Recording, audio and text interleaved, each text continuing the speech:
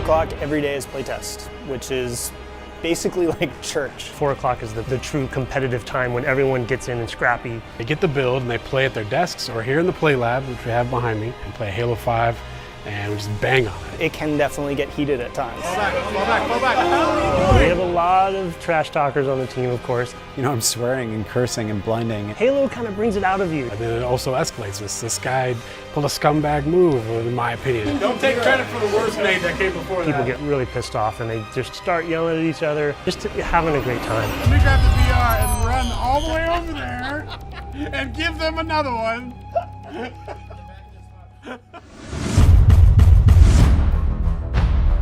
To me, a Spartan is speed, power, agility. This vision, this myth of a Spartan as a superhero. Completely wrapped in technology. That 1,000-pound jet fighter on legs or tank on legs, you know, it's this total destruction machine.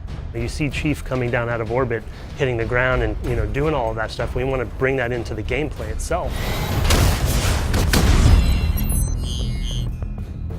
In typical Halo, you have the already awesome sandbox of the weapon, the melee, and the grenade. We wanted to add these Spartan abilities in as a fourth layer that everyone has, so it's equal footing. They're baseline traits. Every single person who wants them can have them. You sprint as fast as the other players, you jump as high as the other players, you clamber like they do. What might end up being one of the most sort of overarching abilities is thruster pack ability. You have these little retro rockets built into your Spartan armor. It can give you a speed boost while you're running, but you can use it in midair. Jump up in the air and I turn my stabilizers on, these jets kick in. You can go back, forward, all directions. We're not really limiting these things, we're actually allowing you to chain them. So for me, the thruster pack is awesome and allows you to do other new moves as well. It actually enhances the thing we call the ground pound, which is dashing down to the ground and creating this kind of shockwave splash effect. When you jump up, you actually can mount on top of edges throughout the world. There's really satisfying things like just about making a jump and hitting the clamber button at the last second and making it the way you felt like you should have made it. Once you reach terminal velocity with sprint, you'll get an indication, and if you hit crouch during that time, you'll launch into a slide. You can slide into cover more quickly, you can slide into a kill with a shotgun. You kind of really have to make an important decision on the battlefield. So once you gain that terminal velocity, you can use slide, but you also can choose to charge. You hit your melee button, you just bash through anyone.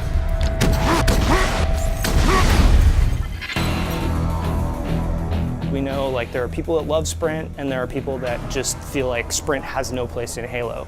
And so for us, it was about how do we balance that, how do we counter that? Connected it to your shields, so while you're sprinting, your shields don't recharge. If they keep running, their shields will never come back up and somebody else is going to take them down. I think that balance is really interesting.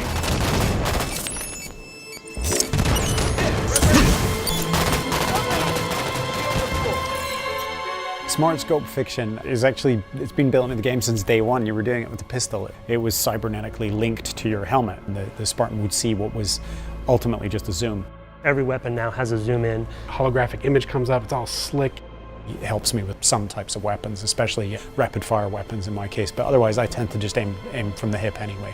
Hip fire mode is accurate, same as it ever was.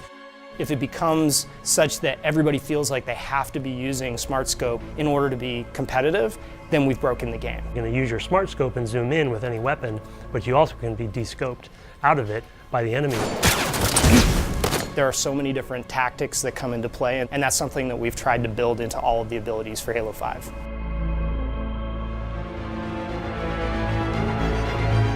Finding a balance between making the abilities accessible and making them meaningful is weirdly difficult. But we try to get as big a variety of players in as we possibly can, so we have our pro team playing, obviously. Pro team has been amazing to have. It's a resource I've never had on a team before, where you have such a rabid, vocal community, and then you bring some of them in who are really good at the game. I'm under, 2 above me, 2 above me, 3 above me. They do things that you would never expect. They find any upper hand that they can find in the game, they're going to exploit. And that's good. That's what we want to see, because then we can fill those holes.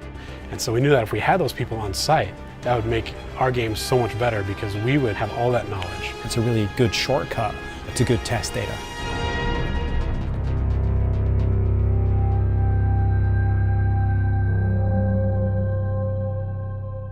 In terms of playing the pro team, that is a horribly demoralizing experience. That does not end well, playing against pro team. Basically just getting pounded on, brutalized. You are this little baby mouse, and they are like this gigantic puma just batting you around and then finally putting you out of your misery. And that's not fun. We're in the play lab. It's pros versus devs. This isn't happening! I wouldn't say I'm nervous. This isn't happening! You know, just more so anxious, I think is the right word. Woo! Let's go.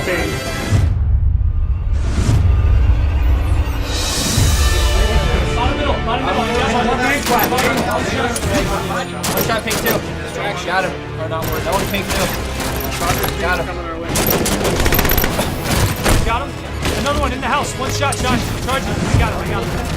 They're all over the place. 1 minute left. 2 of them charging you. They're both weak. How are you not stopped? Oh no! Damn, they slay those guys. They push across. You gotta punish them if they push across. Yeah, I'm pushing in. I'm pushing in. Let's go. Going out pink. Oh, come on. Flank, guys. You're all alone. Tower 3, tower 2. Dead. Don't try to ground pound me, son. It's so bad. Are you gonna try next time? Enemy team facing elimination. I'd probably be called the cheapest player. That would probably be me. I do a lot of what I call play to win. We're kind of the old school beta where it's like, here's our software that isn't finished yet. Honestly, we're nervous about it, right? Like we think we've got it all figured out, and then we're gonna throw it out there and everyone's gonna break it. And so for us, we come in, we play the game every day, but there's only so many people here at 343, there's only so much we can do. But now, this is about opening it up to the world. Tuning and balancing is the core of the arena experience, and if we get that tuning wrong, then we want to hear about it. Taking that feedback and trying to make the game better. That's what the beta is all about. I mean, when you get a bunch of creatives, there's always disagreements. You might want to dial that back, you might want to turn it up. And that's what's great about this beta. We're getting this out there for people to really try. The second that the beta goes live, we're all going to be online playing with the fans. Yeah, my gamer tag is D's. You want some? Come get it. All right. So. For at least the first 2 or 3 hours, I expect to be very competitive with the world before they figure this game out. Good job. And I'm going to savor those 2 to 3 hours of glory where I am stomping everybody else at my own game. And then they're going to turn the tables on me, and it's not going to be pretty. There's so much creativity. Everybody has the same moves. It's up to you. How do you employ them on the battlefield? Kind of chaotic, but at the same time, tactical decision-making that everyone has at their disposal. And it is that chess match. Halo's got a new set of teeth. I mean, this game has got some fangs on it.